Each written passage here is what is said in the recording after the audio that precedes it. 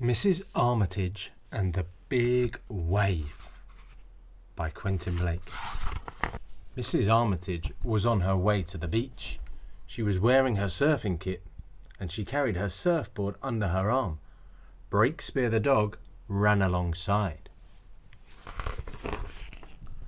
When they got to the beach, they walked across the sand and into the water. "What we have to do, Breakspear," said Mrs. Armitage, "is to swim out to sea and wait for the big wave." But while they were waiting for the big wave, Mrs. Armitage could see that Breakspear's little legs were getting tired.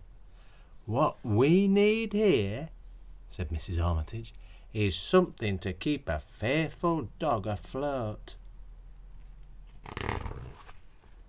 So she swam back to the beach and bought an inflatable desert island.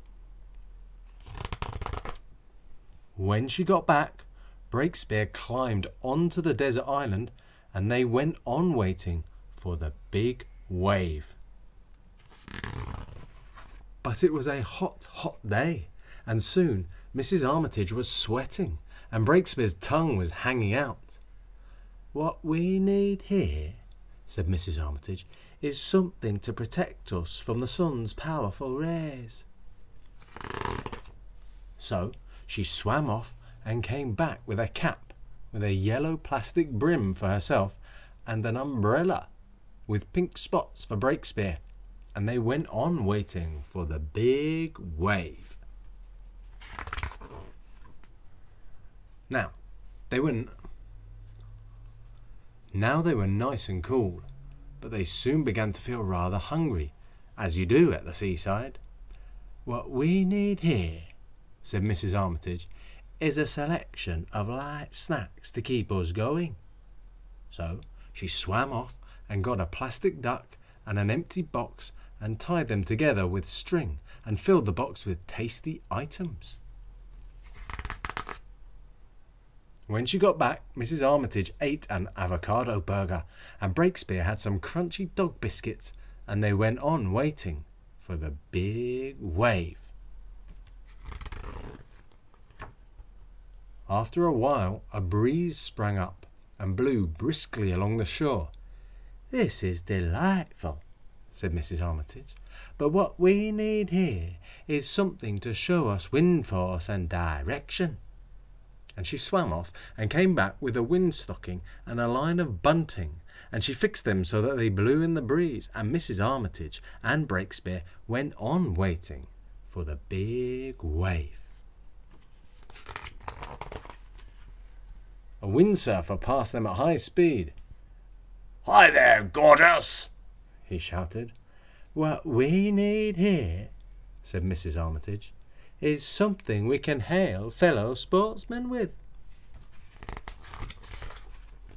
And she swam off and came back with a red megaphone. She brought a motor horn as well, because it's always a good thing to have a motor horn. Then she gave a few shouts and hoots, and they went on waiting for the big wave. By now, all kinds of fish were popping their heads out of the water to find out what the fuss was about. "I hope there aren't any sharks," said Mrs. Armitage, and she swam off and came back with a sturdy boat hook. "Now we can give a prod to any sharks that want to trouble us," said Mrs. Armitage, and they went on waiting for the big wave. And then the big wave came. At the same moment they noticed a little girl called Miranda, who had swum out too far and was in difficulties. "Bah-ha!" went Mrs. Armitage on the motor horn. She hooked up Miranda with the boat hook, and on they went. They did a California slither, a Bali swerve, a Waikiki flip, and arrived on the beach just in front of Miranda's parents. They all went to the beach cafe to celebrate. "There's still time, Breakspear, for us to have another go," said Mrs. Armitage. "But what we really need is a big wave." The end.